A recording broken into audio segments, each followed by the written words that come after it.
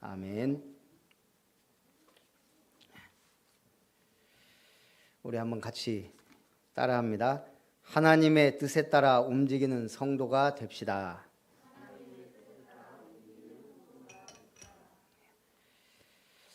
하나님의 뜻에 따라 움직이는 성도, 참된 성도인 줄 믿습니다. 자, 오늘 예수님이 나귀 타고 예루살렘에 입성하는 장면이 나옵니다. 예수님이 예루살렘에 입성해야 돼요. 공식적으로 메시아의 왕국을 세우기 위해 하나님의 아들 이 땅에 만왕의 왕으로서 오셨음을 알리기 위해 예루살렘으로 입성하는데 뭔가 타야 될 거 아니에요. 근데 스가랴서에 보니까 그는 겸손하여 나귀 새끼를 탔다 그랬어요. 예수님은 말씀대로 나귀 새끼를 타야 돼요. 근데 누가 알아요? 제자들이 벌써 다 눈치채고 나귀 새끼 대령해야 되는데 모른단 말이에요. 그래서 예수님이 그냥 가서 지시하세요. 저 맞은편 마을에 가면 나귀 새끼가 있을 것이니까 풀어 끌고 오라. 누가 뭐라고 하면 뭐라고 합니까? 주가 쓰시겠다 하라. 예수님이 성경에 보면 딱 2번 무조건 쓰시겠다는 게 딱 2번 나와요. 첫 번째는 나귀 새끼, 두 번째는 6월절 최후의 만찬 준비할 때 가면 준비돼 있을 거다. 준비해라. 그리고 말씀대로 나귀 새끼를 탁 타고 입성하실 때 무리가 뭐를 해요? 예수님이 진정한 메시아임을 그리스도임을 아는 자들은 겉옷을 나귀 안장으로 만들고 나뭇가지를 펴서 길에 깔고 왕으로서의 대우를 하는 거예요. 그러면서 뭐라고요? 호산나 다윗의 자손이여 찬송하리로다. 우리를 구원하소서, 우리를 구원하기 위해 오셨나이다 하고 환영하고 찬양하는 거예요. 그래서 예수님은 4절에 보니까 이는 선지자를 통하여 하신 말씀을 이루려 하심이라. 왜 나귀 새끼 타고 가야 돼요? 말 타고 가면 멋지잖아요. 성경에 선지자를 통하여 하신 말씀을 이루기 위해. 그랬더니 온 성이 소동하며 무리가 갈릴리 나사렛에서 나온 선지자라 합니다. 예수님이 나사렛에서 나온 선지자예요. 온 우주 만물의 통치자요, 창조자예요. 여러분은 무엇에 따라 움직입니까? 북극해 그린란드 쪽에 가면 큰 빙산들이 막 움직여요. 우리가 빙산의 일각이라 그러죠. 보이는 건 빙산의 일각이에요. 이 큰 빙산들이 움직여요. 무엇을 따라 움직여요? 안 가봐서 모르죠. 바닷속에는 물이 흐른단 말이에요. 조류를 따라. 그럼 이 빙산들이, 그 거대한 빙산들이 그 조류를 따라 서서히 흘러요. 그러면서 2년, 10년 돌면서 녹아내려요. 그런데 신기한 거는 그 큰 빙산들은 조류를 따라 움직이는데 그 주변의 작은 얼음덩어리들은 빙산이 움직이는 대로 움직이지 않고 지들 멋대로 움직여요. 그 얼음덩이들은 무엇을 따라 움직일까요? 바닷속의 조류가 아닌 바람과 물결에 따라 막 움직여요. 빙산하고 같이 움직이는 게 아니에요. 이 말은 뭔 말이에요?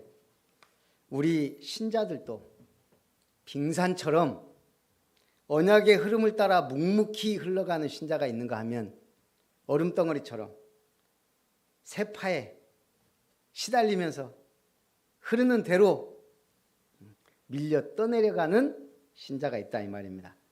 자, 옆에 분하고 인사하세요. 빙산 신자가 됩시다. 발음을 잘해야 돼요.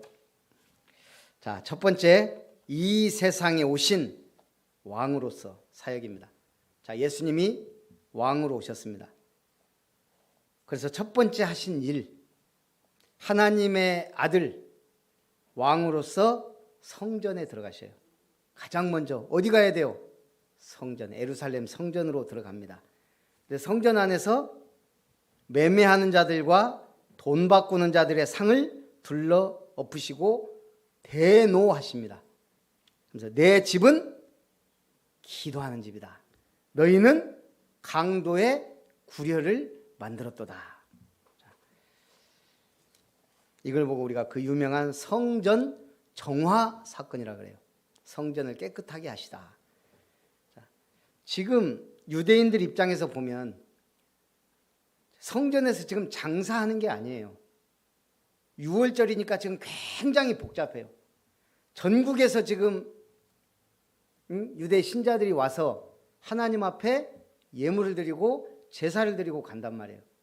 그러다 보니까 멀리서 오는 사람들은 양이나 소를 가져오기가 힘들어요. 그럼 어떻게 해야 돼요? 결국은 예루살렘에서 사서 드려야 돼요. 그래서 그걸 성전 안에서 허락을 한 거예요. 대제사장들과 지도자들이 그렇게 함으로써 수고도 덜어주고. 근데 문제는 뭐예요? 그 매매하는 장소가 이방인의 뜰이에요. 하나님의 관심은 어디에 있어요? 지성소에 임하시고 성소에 임하시고 이방인의 뜰, 아이들의 뜰, 모든 사람이 이 은혜 속으로 들어오길 원해요. 근데 지금 유대인들은 이방인의 뜰은 중요하지 않아요. 237하고 상관없어요. 그러니까 그 자리를 그냥 흠없는 가축을 데려다 놓고 그걸 파는 거예요. 그래서 성전 돈으로 바꾸어 주고 그 짐승을 매매하는 거예요. 그러면서 유대 지도자들이 굉장한 이익을 많이 취했겠죠. 아무래도 똑같은 가격에 팔진 않을 거 아니에요. 거룩한 재물인데. 예수님은 이걸 보고 화를 내신 겁니다. 너희는 하나님의 집으로 장사하는 집을 만들었다. 어떤 의미에서는 이게 지금 제사드리기 위해서 하는 행위인데도 주님이 볼 때는 이미 장사소관이 돼버린 거예요. 그래서 다 둘러 엎으시고 내보내십니다. 237과 상관없는 성전이 돼버렸다는 얘기예요. 그리스도가 이제 오셨는데 그리스도를 알아보지도 못해요. 그만큼 유대교가 타락한 거예요. 그러면서 두 번째 무슨 일을 하셨냐? 가시는데 무화과 나무가 다 있는 거예요. 그 무화과 나무를 보시고 무화과를 따먹을까 하고 가봤더니 무화과가 없어요. 그래서 예수님이 뭐라 그래요? 네가 앞으로 영원토록 열매를 맺지 못하리라. 무화과 나무를 저주했어요. 그랬더니 다음에 보니까 무화과 나무가 말라버린 거예요.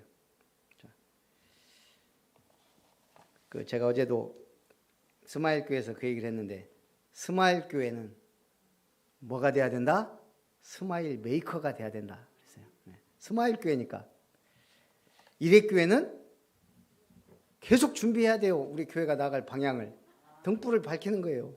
든든 교회는 모든 성도의 필요를 든든하게 채워주는 거예요. 교회를, 식주인. 우리는 1000명 교회는 1000명만 붙잡으면 돼요. 저는 딱 가장 좋은 걸 붙잡은 거예요. 옛날에 그 깡패 출신 김익두 목사님이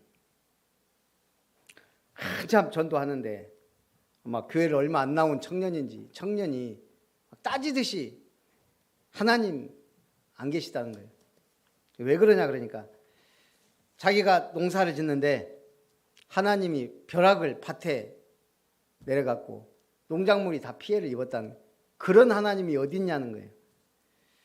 그때 김익두 목사님이 딱 지혜를 발휘합니다. 너 소학교는 나왔냐? 나왔다 이거예요. 그러면 선생님이 강의하다가 떠들고 장난치고 졸면 칠판을 지시봉으로 두드리지 않냐? 맞다는 거예요. 그건 뭐지? 너희들이 계속 떠들고 졸고 장난치고 수업에 집중하지 않으면 이 칠판을 치듯이 맞는다. 경고예요. 그러면서 하신 말씀이에요. 만약 사람을 바로 쳐버리면 죽는 거 아니냐. 하나님이 농작물을 치신 것은 네 똑바로 믿으라고 지금 경고하는 것이다. 이 청년이 알아듣고 회개하고 신앙생활 잘했다 그래요. 우리는 왜 그러십니까? 그래요. 하나님 도대체 왜 그러십니까? 왜 그러긴 뭘 왜 그래요? 주신 은혜가 큰데요. 이번에 올림픽 선수 중에도요. 좀 겸손하고 다 인성이 된 사람은 어때요? 뭔가 다르죠? 예. 그 유도 지고 났는데 일본 선수 손 번쩍 들면서 자기가 상대한 선수 중에 최고 강했다. 우리나라 사람들만 그러더라고요. 예. 또 태권도 김지훈인가? 막 우리 태권도에서 금메달 하나도 못 땄어요. 근데 상대 선수 엄지 지켜 세우고 진정한 스포츠맨십을 보이잖아요. 그러니까 보기 좋잖아요. 오직 승부에 막 매달려 갖고 우리 그 17살짜리 클라이밍인가 뭐 그거 하는데 그 일본 선수 둘하고 금메달 후보하고 막 밑에서 떠들고 방해했다 그러잖아요. 어찌 됐든 우리가 좀 뭔가 페어플레이 정신이 좀 필요하잖아요. 마찬가지로 우리는 하나님을 믿습니다. 하나님의 의를, 지금 예수님이 왜 십자가 지셔야 돼요? 두 가지예요. 하나님의 공의, 하나님의 사랑. 두 가지를 만족할 수 있는 건 십자가밖에 없어요. 그 아들의 희생. 그래서 열매 없는 무화과 나무를 저주하신 것은 뭐예요? 저 바리새인들을 향해, 오직 율법에 배어 있는 바리새인들을 향해 질타하는 거예요. 그런가 하면 우리한테는요, 열매 없는 신앙생활에 대해 경고하시는 거예요. 그러면서 대제사장들이 이제 묻습니다. 질문, 권위에 대해 질문을 받는 거예요. 네가 무슨 권위로 이런 일을 하느냐? 또 누가 이 권위를 네게 주었느냐? 굉장히 중요한 질문이에요. 지금 예수님은 이제 드디어 왕으로 예루살렘에 입성하신 거예요. 연약한 죄인들은 알아보는데 이 종교 지도자들은 못 알아본단 말이에요. 그러면서 지금 예수님께 네가 무슨 권위로, 또 누가 너에게 이 권위를 주었느냐? 저는 여기서 예수님이 최고의 지혜를 봐요. 어쩌면 이렇게 확실한 질문을 할 수 있을까? 뭐라고 질문해요?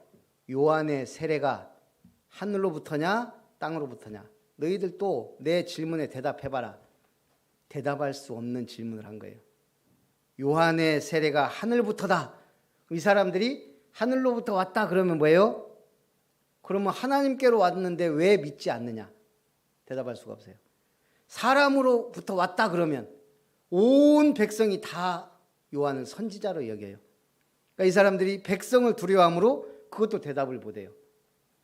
그러니까 예수님이 뭐라고 하죠? 우리가 모릅니다. 나도 무슨 권위로 이 일을 하는지 이르지 않겠다. 그러면서 비유를 하나 들은 거예요. 포도원 주인에게 두 아들이 있는데 아버지가 얘기한 거예요. 맏아들한테 포도원에 가서 일해라. 그러니까 맏아들이 예 아버지 가겠습니다 해놓고 안 갔어요. 둘째 아들한테 예 포도원에 가서 일해라. 둘째 싫습니다 해놓고 나중에 아버지가 가라고 했는데 뉘우치고 갔다 그랬어요. 이 둘 중에 누가 아버지의 뜻대로 행했냐?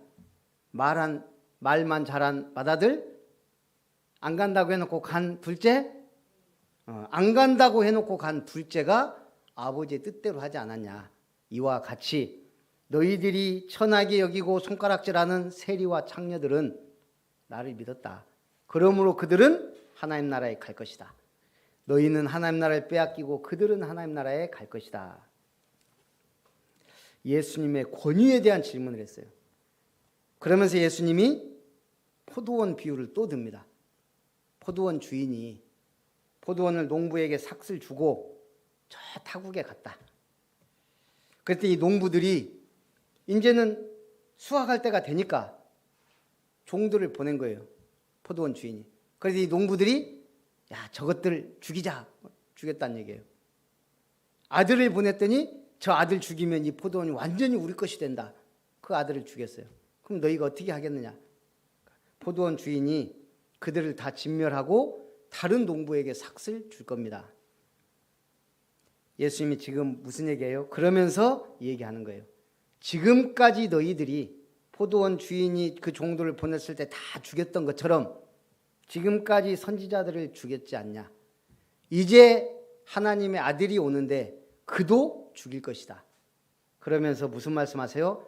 그래서 너희는 큰 심판을 받을 거다. 한마디로 심판 받는다는 거예요. 이 말은 뭐예요? 예수님은 죄를 사하는 권세가 있어요. 하나님이에요. 예수님은 심판주로 오시는 하나님이에요. 우리는 그 사실을 알고 믿고 주님의 뜻을, 아버지의 뜻을 행하는 종들이 되어야 될 줄 믿습니다. 그래서 두 번째, 오직 아버지의 뜻을 행하라. 어제 어디요? 부직교회 신흥농원 가봤더니 막 일하고 계시더라고요. 세 분이. 얼마나 바쁜지 밥 먹을 시간도 없대요. 밥 먹을 시간도 없이 막 열심히 일하세요.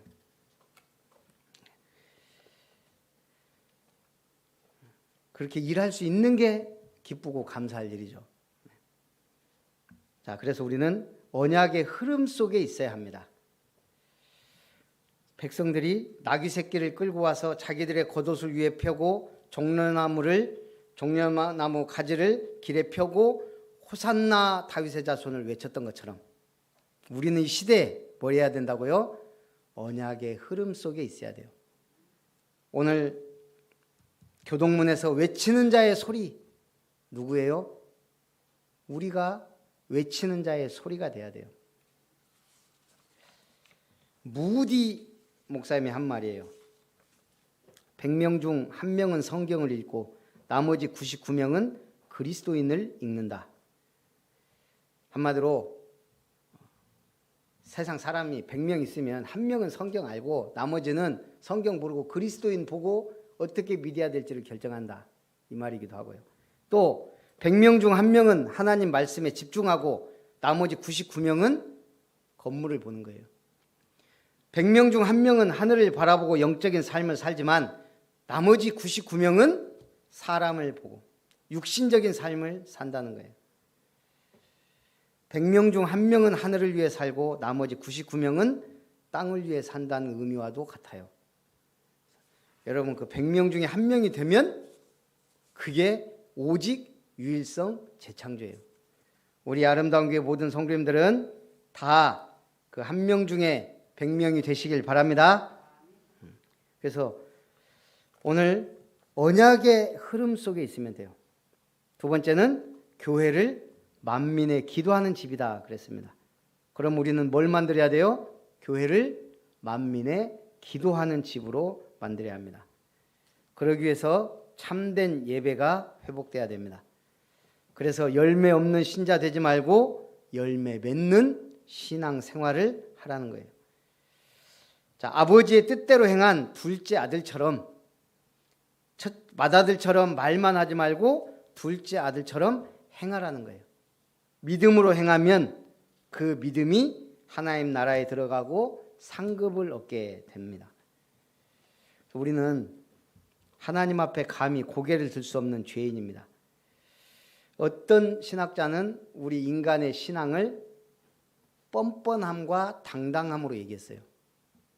하나님 앞에 고개를 들 수 없는 죄인인데 뻔뻔하게 고개 들고 교회 와서 뭐예요? 계속 달라고 요구해요. 맡겨놨나? 멸망받을 죄인을 구원해 줬더니 와서 달라. 그래놓고 안 주면 시험 들어요. 그 뻔뻔함. 그러면서도 당당해요. 맡겨놓은 것도 아닌데. 왜죠? 하나님의 자녀니까.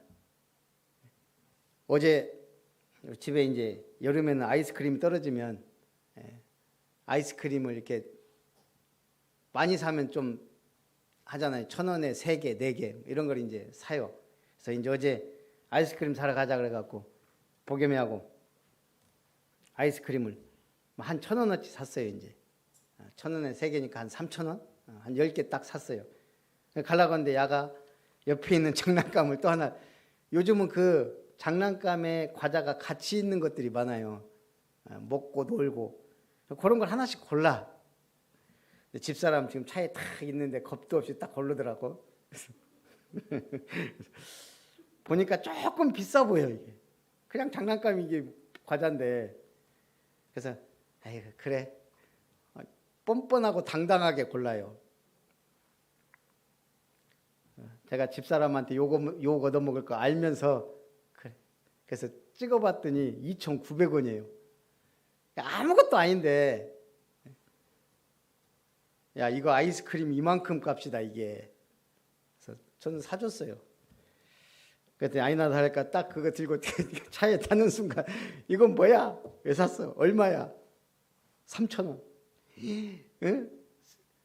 왜 쓸데없는데 돈 쓰냐고. 애 버릇 나빠진다고. 저는 두 가지예요. 예, 알아요. 버릇 나빠지는 줄 알아요. 근데 왜 사줘요? 아버지는 내가 원하면 웬만하면 나오는구나. 전 그걸 알려주고 싶은 거예요. 예. 웬만하면 아버지는 내 얘기를 들어줘. 저는 하나님과의 관계도 그러고 싶어요. 막 울부짖고 막 금식기도 하고, 예? 철야기도 하고 막 새벽기도 꼭 해야만 들어주는 하나님이라면, 그렇게 믿으려면 얼마나 힘들고, 그래서 십자가 짐 같은 무거운 짐을 지고 가는 것처럼 저는 그렇지 않다고 생각해요. 물론 정말 중요할 때는 그렇게 기도해야 되지만 하나님이 아시는데, 나는 하나님이 원하는 길을 갑니다. 복음 가지고 언약의 흐름을 따라, 내가 뭐 잘난 것도 뭐가 없지만 그저 뻔뻔하고 당당함으로 언약 붙잡았으니까 갑니다. 저는 그게 좀 크다고 생각해요. 우리 아버지가 그랬거든요. 막 술 드시고 있어요. 이렇게 가다 보면 저기 가게에서 그러다가 불러요. 저 지나가면 친구가 몇 명이 됐든 상관없어요. 불러놓고 니들 먹고 싶은 대로 맘대로 골라. 우리 아버지 우리 어머니 돈 한 번 안 갖다 줘요. 근데 가게에서 술 드실 때는 뭐든지 해요. 뭐든지. 그렇다고 우리가 뭐 많이 골라요? 하나씩 고르지. 그렇다고 제가 버릇이 나빠졌냐? 뭐 그러진 않아요. 그게 생각나요. 우리 아버지는 그래도 아들이라고 지나가면 불러갖고 맛있는 거 사줬는데. 사람 다 나름의, 원래 싸가지 없는 거는 커도 싸가지 없어요. 원래 싸가지 있는 애는 나쁘게 버려뜨려도 올바른 길로 돌아오게 돼 있어요. 원래 하나님의 백성은 제대로 그 길을 가게 돼 있어요. 그렇다고 제 얘기를 잘 들어야 됩니다. 나쁜 버릇은 바꿔주는 게 좋죠. 자, 교회를 만민의 기도한 집으로 만들어라. 싫다고 해놓고도 행한 둘째 아들처럼 하나님 나라를 위해 일하라. 또 오늘이 며칠이라고요? 2188. 이 일을 팔팔하게 해라. 하나님의 일을 팔팔하게 해라 이 말이에요.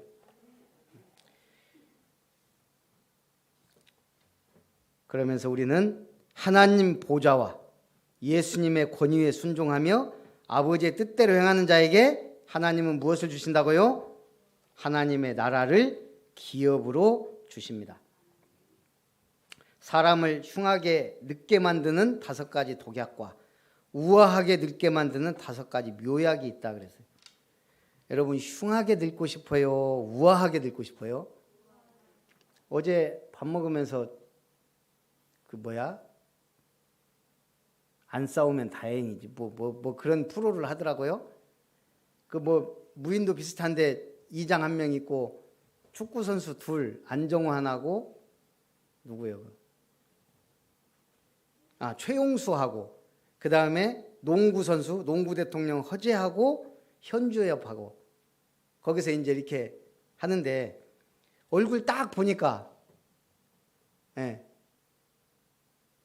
허재는 뭐 이제 뭐 완전히 폭삭 늙어 보이고 현주엽도 엄청 늙어 보이는데 안정환하고 현주엽하고 둘이 이렇게 말을 까는 것 같더라고요. 둘이가 아마 거의 친구인 것 같아요. 근데 집사람도 딱 보더만 현주엽이 훨씬 늙어 보이는데. 이게 이제 어쨌든 다 운동선수지만 운동선수도 운동 노니까 폭삭 늙어가더라고. 이제 안정환처럼 뺀질거리게 생긴 사람은 좀 이렇게 그나마 얼굴이 뺀질거리게 늙어요. 생긴 게 중요한 게 아니고 뭐라고요? 흉하게 늙느냐 우아하게 늙느냐. 여러분 다 우아하게 늙고 싶죠? 저 집사람 싸우면 집사람 한 번씩 그래. 나 우아하게 늙고 싶다고. 우아하게 늙으라고. 저 신경 쓰지 말고.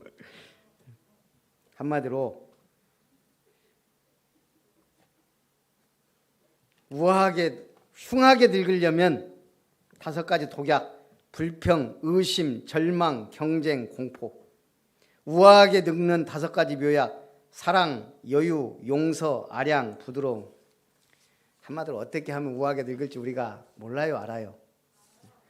더 중요한 게 있어요. 뭐죠? 영적인 것을 생각하는 거예요. 내가 영적인 것을 관리하면 육적인 것 모든 거 다 따라와요. 영적인 건강하면 정신 건강, 육신 건강 따라와요. 먼저 영적으로 팔팔하시기를 축복합니다. 결론: 아버지의 뜻을 행하는 하나님의 기업을 세우라. 지금 계속 마태복음에 뭐가 나와요? 포도원에 대해서 나와요. 아버지는 포도원의 주인이에요. 포도원 그 주인은 아들이에요. 우리는 품꾼이에요. 뭐 해야 될지 알겠죠? 일하면 돼요. 자, 첫 번째, 네피림을 넘어서는 교회를 세우라. 네피림은 창세기 6장에 노아 홍수 사건 때 나팔의 명사형이에요. 하늘에서 떨어진 자. 하늘에서 떨어진 자들이 장악한 시대. 쉽게 말해서 뭐예요? 무속인, 이 귀신 들린 사람들이 시대를 장악한 시대예요. 그게 네피림 시대고 악한 시대예요. 지금도 똑같아요. 모든 종교가 다 뭐예요? 하나님 아닌 신을 섬겨요. 이번에 세계 렘넌트 대회 류 목사님이 얘기했어요. 프리메이슨은 망하지 않는다. 망하지 않는 이유, 매일 모인다. 매일 모여서 뭐예요? 접신 운동한다는 거예요. 접신. 그게 좋은 말로 명상 막 이런 거지 결국은 접신 운동한다는 거예요. 프리메이슨 아무나 모입니까? 대단한 사람들이 모여요. 할 일 없는 사람들이 모이는 게 아니에요. 명예 있고 권력 있고 돈 있고 있는 사람들이 모이는데도 매일 중요할 때 다 모여요. 한마디로 네피림이에요. 그래서 오늘 우리는 뭐 해야 돼요? 네피림을 넘어서는 교회. 그래서 모이는 교회가 중요합니다. 여러분 모여서 은혜 받고 힘을 얻어야 흩어져서 승리해요. 두 번째, 인생을 말씀으로 편집하라. 여러분이 누구라고요? 그리스도의 대사. 영적 통신망의 영적인 파수꾼. 현장에 치유 시스템을 세워야 될 영적 의사. 이걸 말씀으로 편집해야 돼요. 내가 누구인가? 나는 누구인가를 말씀으로. 어제 드디어 양수정 집사님은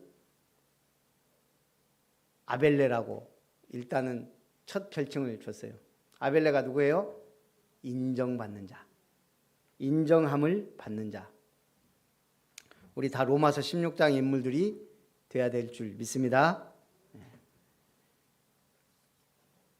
그래서 내가 누구인가를 말씀으로 나를 정립해야 돼요. 저는 누구예요? 여러분의 목사가 누구인지는 알아야 될 거 아니에요. 계시록 2장 10절에 죽도록 충성할 사람 아닌데 말씀은 붙잡았단 말이에요. 네? 또 누구? 바알에게 무릎 꿇지 않은 7천 제자를 찾았던 엘리사와 같은 이 시대의 사명을 받은 도단성 운동, RUTC 운동 해야 될 목사. 제가 닮고 싶은 사람은 옛날 우리 어렸을 때 교회에 사진 2장이 탁 붙어 있어요. 옛날 교회는 아마 대부분 그 사진 2장이 많이 붙어 있었어요. 누구하고 누굴까요? 예수님하고 사무엘이에요. 예수님은 좀 여자처럼 이렇게 생긴 사진이 있어요. 옛날 사진 참 누가 그랬는지. 내가 그래도 그거보다 잘 그리겠더만. 그 다음에 이쪽은 사무엘은 어린 소녀같이 그려놨어요. 그 사진이 많았어요. 옛날 교회는. 사무엘은 기도하는 모습, 예수님은 여기 막 십자가 팍 빛나면서 뭐 요렇게 있던가 뭐 이런 거, 요 사진, 꼭 그 사진이. 저는 그때 보면서 나는 그 여자 사진인 줄 알았어요. 사무엘이. 알고 보니까 사무엘이더라고. 어려서부터 아예 태어나서 젖되자마자 성전에서 살고 평생을 왕이 되라고 해도 왕 되지 않고 왕을 세운 킹메이커. 마지막 죽을 때 나와 내 집은 아버지 오직 하나님만 섬기겠다 하면서 뭐라 그래요? 내가 혹시 너희에게 도둑질한 게 있느냐, 강탈한 게 있느냐, 빼앗은 게 있느냐. 백성들이 전부 없습니다. 쉽게 말해서 최고 클린맨, 지금까지 제가 본 중에 최고의 클린맨 사무엘이에요. 깨끗한 사람이에요. 그 권력을 갖고 있었으면서 왕의 자리에 오를 수 있었으면서도 안 해요. 성전에서 언약궤 곁에서 거기다가 강국도 만들었어요. 사무엘이 사는 날 동안 블레셋 쳐들어오지 못했다 그랬어요. 그런 모델을 잡는 거예요. 누가 뭐래도 내가 잡는데 뭐. 여러분 기분 나빠요? 아니죠. 잡아야 돼요. 우리 딱 맨 앞에 김은석 집사님이 앉아요. 에라스도. 정말 에라스도처럼 살면 대단한 거예요. 그죠? 로마서 16장에 재무 에라스도, 그 성에, 고린도 성의 재무, 그거 갖고 약해요. 가이오도 해야지. 예. 잡으란 말이에요. 잡어. 그래서 마지막에 제가 뭐라 그랬어요? 학업과 일이 2, 3, 7과 맞아야 돼요. 자, 좀 우리 시우가 너 뭐가 될래? 저 통닭집을 할게요. 김밥 천국 할 거예요. 그러면 아이고 박수 치겠어요? 2, 3, 7하고 아무 상관없는 거예요. 우리나라를 사장님들의 나라라 그래요. 왜냐? 자영업자가 너무 많아요. 선진국에 비해 선진국 10%래요. 우리나라 20%가 넘어요. 사장님 다 사장님들이에요. 워낙 자영업자가 많아요. 제가 보니까 우리나라 사람은 자존심이 세서 그런지 남 밑에서 일을 못해서 그런지 똑똑해서 그런지 어쨌든 사장님들의 나라예요. 그러다 보니까 힘들기도 하고 본 사람은 많이 벌기도 하고. 중요한 건 뭐예요? 하나님께서 만드신 나를 알아야 돼요. 하나님 주신 나의 것을 알아야 돼요. 하나님이 보내신 나의 현장이 알아요. 제가 어제 스마일교회에서도 그 훈민정음 해례본에 대해서 얘기했어요. 우리 옛날에 학교 다닐 때, 지금도 내가 그런 걸로 알고 있는데 중학교 교과서에는 훈민정음 누가 만들었어요? 한글? 그럼 세종대왕과 집현전 학자들이 만들었다 그러는데 그 어디에도 집현전 학자들이 만들었다는 기록이나 문서가 전혀 없어요. 그런데 훈민정음 해례본이 발견되고 나서 보니까 세종대왕이 직접 얘기했어요. 내가 이 백성들을 불쌍히 여겨 28글자를 맹근오니 세종이 만들었다고 얘기해요. 그래 놓고 몇 자? 28글자를 만들었다 그랬어요. 거기에 이제 집현전 학자 중에 뛰어난 사람이, 최만리 같은 사람들은 반대했지만 정인지나 신숙주 이런 사람들이 이제 해례본을 하면서 훈민정음 원본, 이 원리와 이런 것들을 쭉 기록을 했어요. 그 중에 뭔 얘기가 나와요? 학소리, 다구는 소리, 바람소리, 개 짖는 소리까지 무엇이든지 소리나는 대로 쓸 수 있다. 또 어떤 내용이 나오냐면요. 한문을 한글로 번역하면 그대로 소리를 낼 수 있다는 거예요. 저 무식한 인간들이요. 한글을 쓰면 제가 볼 때 정확하게 글자가, 하늘 천자도 여러 가지라네요. 천, 치연, 티양 발음이. 근데 한글로 기록하면 100% 다 똑같아요. 근데 머리가 나쁘면 고생해야 돼요. 영어 알파벳 기호 갖다가 자기들 그거 지금 발음 쓰잖아요. 그럼 알파벳 지는 기억도 있고 지읒도 있는데. 근데 원래 28글자는 모든 걸 다 제가 그하고 어떤 웃기는 그 강사가 영어의 이와 알파벳 그 숫자 2를 구분할 수 있냐? 그랬더니 경상도 사람들은 구분한대요. 예. 숫자 2는 2, 알파벳 2는 2. 2하고 2. 근데 옛날에는 그 2도 쌍희읒, 쌍이응이 있어갖고 기록이 됐다는 거예요. 우리가 지브라 할 때 그 뭐예요? 얼룩말 지가 시읒도 아니고 쌍시읒도 아니고 옛날에 세모 글자가 있었어요. 예. 다 표현했다는 거예요. 영어의 파덜이 아니잖아요.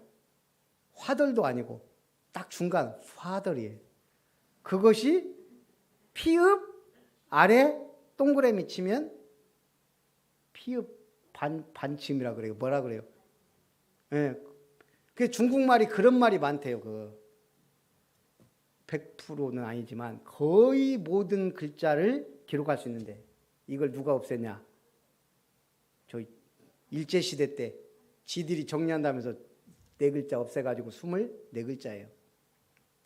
제가 지금 보니까 지금 시대는 그거 쓰더라도 그렇게 영어 같은 경우는 그걸 표시해주면 중국말은 거의 세계의 모든 언어를 다 기록할 수 있다는 거예요.